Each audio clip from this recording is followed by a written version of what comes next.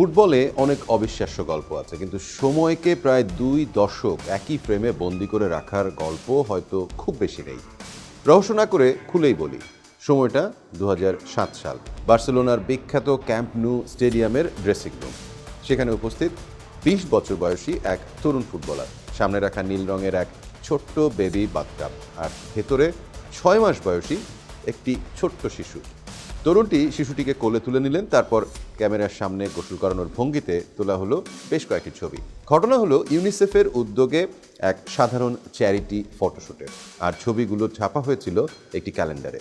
সে সময়ের বার্সেলোনার তরুণ sensation Lionel মেসির কোলে 6 মাস বয়সী শিশুটির নাম লামিন ইয়ামাল। আজ প্রায় 19 বছর পর এই দুজনই মুখোমুখি হতে যাচ্ছেন ফুটবলের সবচেয়ে বড় মঞ্চ বিশ্বকাপের ফাইনালে। তাই প্রশ্ন উঠতেই পারে, রোববারের বিশ্বকাপ ফাইনাল কি শুধুই আর্জেন্টিনা বনাম স্পেন ম্যাচ, নাকি এক কিংবদন্তি আর তার উত্তরসূরির গল্প, নাকি আরও সহজ করে বললে গুরু আর শিষ্যের লড়াই?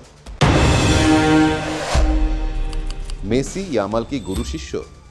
লিওনেল মেসি কখনোই লামিন ইয়ামালের আনুষ্ঠানিক কোচ ছিলেন না, তবে ফুটবলে গুরু শব্দটার মানে সবসময় প্রশিক্ষক নয়।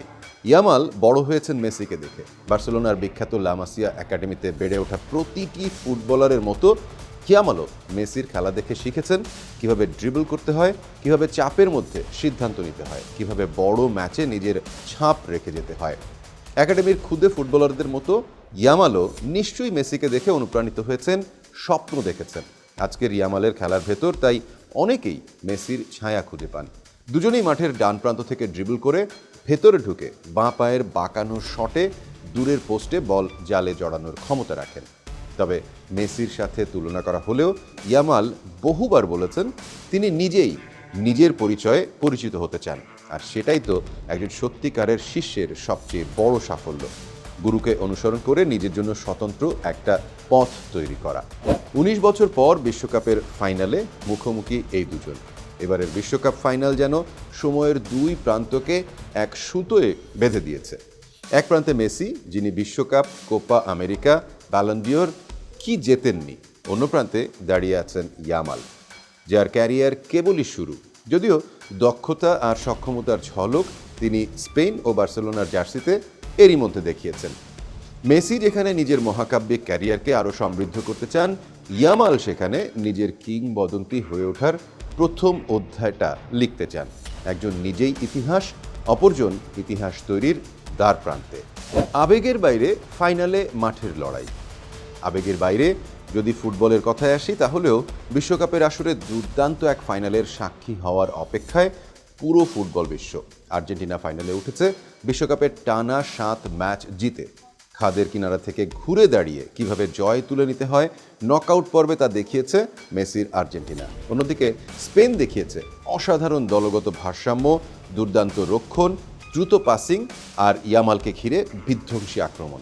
একদিকে মেসির অভিজ্ঞতা আর নিজেকে উজাড় করে দেওয়ার মানসিকতা, অন্যদিকে ইয়ামালের তারুণ্য নির্ভর সাহসী ফুটবল।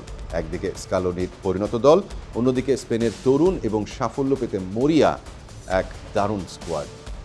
শেষ আর শুরুতেই কি মিলে গেল মেসি ইয়ামাল? যদি সত্যিই এটা মেসির শেষ বিশ্বকাপ হয়, তাহলে এই ম্যাচ হবে একটি যুগের সমাপ্তি। আর ইয়ামালের জন্য হয়তো এটাই হবে ফুটবলের নতুন এক যুগের সূচনা। ফুটবলে এমনটা খুব কমই দেখা যায়, যেখানে একজন কিংবদন্তির বিদায়ে বাজছে করুণ সুর, আর তার ঠিক সামনেই দাঁড়িয়ে ভবিষ্যতের সম্ভাব্য কিংবদন্তি। এবারের বিশ্বকাপের ফাইনালে এমনই এক অনন্য দৃশ্যের দেখা মিলতে পারে ফাইনালে। রোববার হয়তো মেসির হাতে আবারও উঠবে বিশ্বকাপের ট্রফি। হয়তো ইয়ামালের পারফরম্যান্স আরও একবার জানান দেবে ফুটবলে নতুন রাজা এসেছে।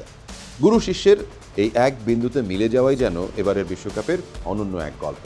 ফাইনালে রেজাল্ট যাই হোক, এই ম্যাচ আমাদের মনে করিয়ে দেবে ফুটবল জীবনের মতোই, শুরু যেমন আছে তার শেষও আছে।